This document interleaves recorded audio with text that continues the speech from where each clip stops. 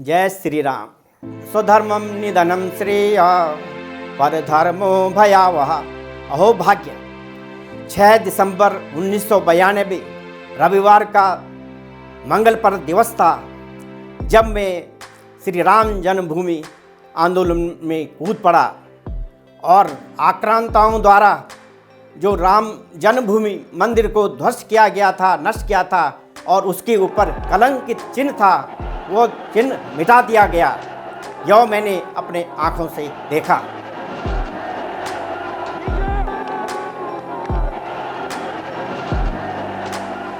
इससे पूर्व मैं रामलीला मैदान में विश्व हिंदू परिषद के विराट सम्मेलन में शामिल हुआ करता था और जय श्री राम के उद्घोष होते थे। संत महात्मा और संचालक ओजस्वी भाषण देते थे, ऊर्जा शक्ति उत्पन्न होती थी और प्रतिज्ञा पत्र भरा गया कि मंदिर वही बनाएंगे। मैंने भी प्रतिज्ञा पत्र भरा और शपथ ली, प्रतिज्ञा की कि जब तक राम मंदिर नहीं बनता तब तक संघर्षरत रहूंगा। सर पे कफन बांध के देखो, बजरंगी की फौज चली, गली गली में मात भवानी का गूंजा जयकारा है। कहो गर्व से हम हिंदू हैं, हिंदू। जैसे कि मैं प्रतिज्ञाबद्ध था कि मुझे अयोध्या पहुंचना है, तो इससे पूर्व मुझे अपने परिवार को भी सूचित करना था कि मैं अयोध्या जा रहा हूं और मैं 1 दिसंबर को ही टिकट बुक करा चुका था और यही रहस्य मैंने पत्नी को बताया, लेकिन पत्नी इसके विरुद्ध हो गई कि अयोध्या बिल्कुल कदापि जाना नहीं है, तुम घर में ही रहो। लेकिन मैं मेरा दृढ़ निश्चय था कि मैंने अयोध्या पहुंचना ही है और मैं अयोध्या के लिए तैयार हो गया। 1 दिसंबर 1992 था, उसमें मेरा मंगलवार का व्रत था, उपवास था, उसको मैं तोड़ नहीं सकता था। किंतु ऐसी परिस्थिति आई कि पत्नी के साथ कलह हो गया कि जाना नहीं है, तो मैंने व्रत भी नहीं तोड़ा और वैसे ही बिना भोजन के मैं सो गया। दूसरे दिन जब मैं प्रातः 5 बजे उठा, स्नान ध्यान किया, संध्या बंदन की, उसके बाद मैं अयोध्या के लिए तैयार होने लगा। लेकिन मेरे जो वस्त्र थे, बिस्तर बंद था, कंबल थी, जैकेट थी, पत्नी ने सबको ही पानी में डुबो दिया था, बाल्टियों में पानी में टब में डुबा दिया था कि ये न जा सकी। अब जब मैंने कोई साधन देखा नहीं कि मैं कैसे जाऊं, तो मैं वैसे ही घर से निकल चला गया और जब घर गया तो मैं किसी रिश्तेदार के घर में सुबह निकल गया। 6 बजे के करीब रहा होगा। तो वो आश्चर्य हो गया कि सुबह क्यों आ रहा है। तो मैंने बोला पहले मुझे खाना खिलाओ। मैंने भोजन किया। भोजन के बाद वो भी आश्चर्य में और चिंतित थे कि यो क्यों आया और क्यों भोजन मांग रहा है। फिर मैंने उधर एक कंबल नहीं थी, चादर थी, चादर को उठाया और उसी को नीचे रखा और अयोध्या के लिए कूच पड़ा। तो अयोध्या जाने से पहले मालवीय नगर सनातन धर्म मंदिर में सभी भक्तगण, राम भक्त एकत्रित हो रहे थे।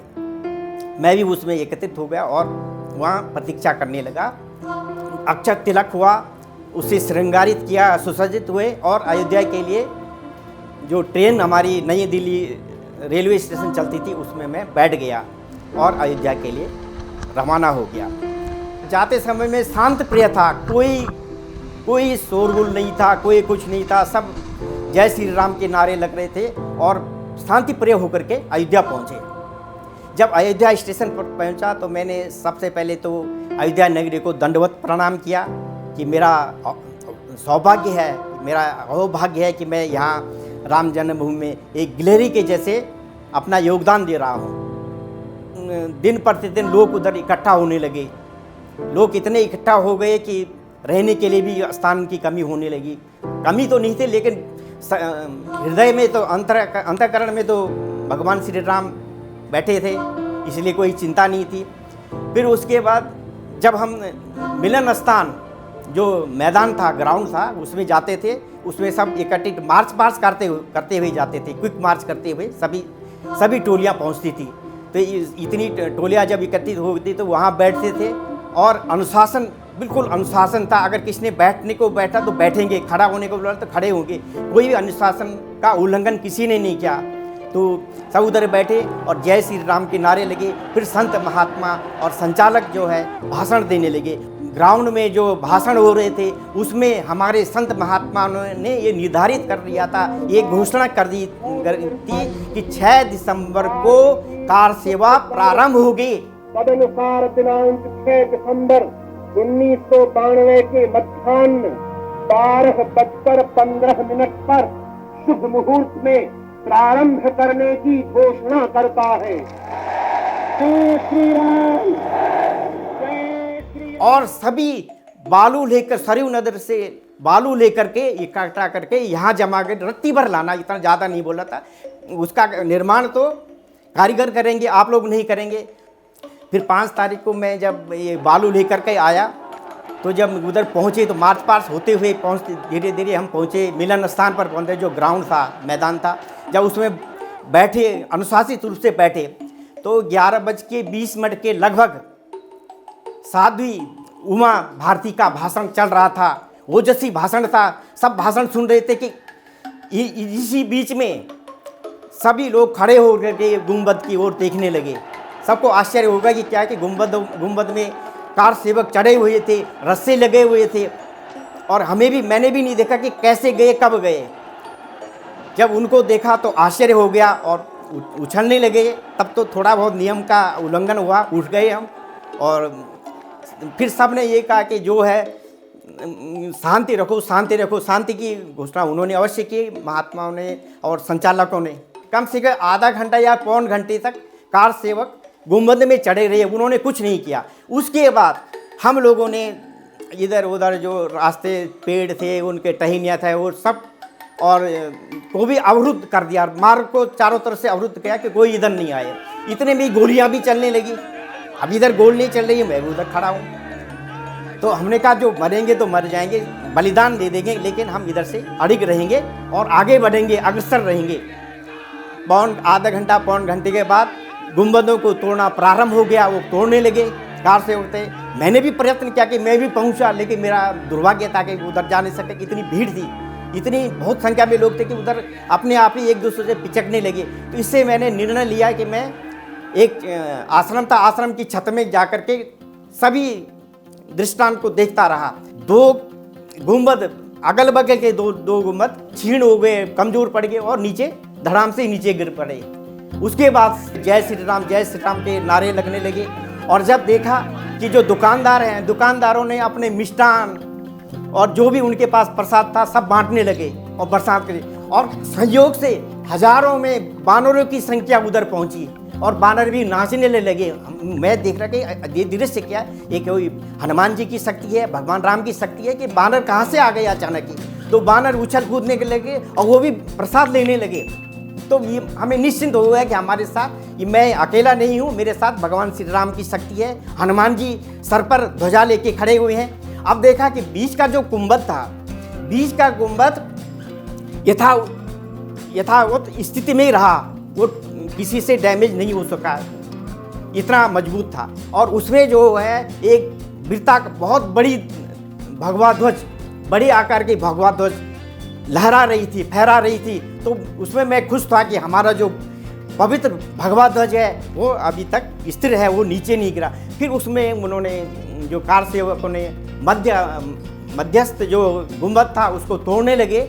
और जैसे ही सूर्यास्त का समय निकट आया, सूर्यास्त होने लगा, उसके आसपास का ही समय था कि वो छीड़ होने लगा, बिल्कुल ही कमज़ोर पड़ गया। और कार सेवक उसी में उसको खरोंचते रहे, कोई नाखून से ही खींच रहा है, कोई हाथ संबल से ये भी दिखे थे, उनसे खींच लेगा और पूरा उसको ध्वस्त करके।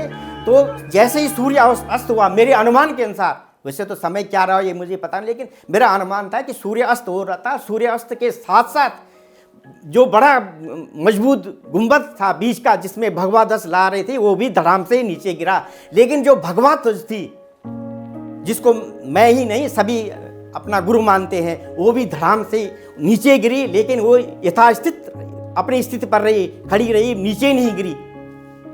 फिर उसमें सब जय श्री राम शुरू हो गया। फिर बाद में देखते हैं कि इधर उधर लोग इधर उधर बिछुड़ गए, हम एक दूसरे से बिछुड़ गए कि कौन कहाँ है कौन कहाँ है। फिर हम अपने आश्रम में वापस आ गए और निरंतर उधर बैठ गए कि हमने जो कार्य, जिस कार्य के लिए हमारा कार्य सिद्ध होगा, जिसके लिए हम, जो हमारा लक्ष्य था, हमारा लक्ष्य पूरा होगा, हमारा उद्देश्य पूरा हो चुका था। फिर हम उधर से आश्रम में आए। फिर रात भर कोई बताते हैं, क्योंकि दंगे भी हुए, दंगे से तो हमारा मतलब कोई नहीं था। फिर जैसे सुबह हुई, सुबह 7 तारीख को सुबह ही, तो मैं दोबारा पुनः देखने के लिए उसी स्थान पर गया कि क्या है, लेकिन उस स्थान पर ढांचे का कोई भी चिन्ह नहीं था। एक कच्चा मंदिर टेंट जैसा बना था, टेंट और पत्थरों से बना हुआ था, कच्चा ही था। फिर उस उधर देखी तो उधर फिर हमने एक कोई ना कोई, सबने बोला कि कोई ना कोई निशानी लेके चलो, तो मैंने एक स्वास्तिक की ईंट उठाई, उसको लेकर के थैले में रखा और उधर आया। फिर जब दिन में भोजन हुआ, प्रसाद वितरण मतलब जो भोजन था, दिन भोजन किया, आराम से किया। फिर होम सिकनेस होने लगी, गृह वियोग जैसा स्थिति उत्पन्न हो गई कि अब मुझे घर जाना है, और होम सिकनेस जैसे मैंने बताया। फिर उसके बाद संयोग से हम उधर रेलवे स्टेशन पर पहुँचे। ये अयोध्या का जो उस समय फैजाबाद था उसका नाम, या यही रहा होगा, मेरे को इतना याद नहीं है। फिर हम स्टेशन पर आए तो संयोग से भगवान ने हमारे को एक ट्रेन भेज दी। उसमें लिखा था नई दिल्ली रेलवे स्टेशन। तो मैं इधर उधर कुछ न देखते हुए उसमें बैठ गया। मेरे जो साथी थे पता नहीं किधर गए, क्या सब बिछड़ गए थे। तो मैं बैठ के उसी से मैं दिल्ली को वापस आया। जब दिल्ली को वापस आया, फिर घर में रहा, सब मेरे को पूछने लगे, अगल बगल सब पूछने लगे कैसा हुआ, क्या, उनको बताया। फिर दूसरे दिन मैं अपने कार्यालय में पहुंचा। जब कार्यालय में पहुंचा तो सभी ने मुझे घेर लिया, मेरे को शाबाशी दी। हालांकि मुझे गर्व नहीं करना चाहिए, इतना घमंड नहीं करना चाहिए कि मैं उधर से आया यहाँ, लेकिन जो भी थे, कम्युनिस्ट थे, कांग्रेसी थे, और बाकी जो स्वयं सेवक रहे होंगे कोई बड़े, वो तो थे ही, उन्होंने भी मेरा स्वागत किया और मिठाइयाँ बांटी। और मेरे को लगा कि इनकी विचारधारा भी यही बन गई है, उनका माइंड चेंज हो गया, उनका जो मस्तिष्क था उसमें परिवर्तन आ गया, और वो भी हिंदू धारा में बह गए, उसी में बहने लगे। अंततः मैं ये कह सकता हूँ कि 22 जनवरी 2024 को वो शुभ दिन आ रहा है, जिस दिन कि भगवान श्री राम की प्राण प्रतिष्ठा का आयोजन अयोध्या में किया जा रहा है। उसमें मेरे भी जाने की लालसा है, इच्छा है, किंतु जो प्रशासनिक नियम है उनके अनुसार हम जा नहीं सकते, इतनी भीड़ भड़ाका हम उधर कर नहीं सकते। इसलिए हमारा सबसे यही निवेदन है कि 22 जनवरी 2024 के बाद, या बसंत पंचमी में, या कभी शुभ अवसर हो, उसमें हम अयोध्या मंदिर में जाएंगे और भगवान श्री राम लला के दर्शन करेंगे।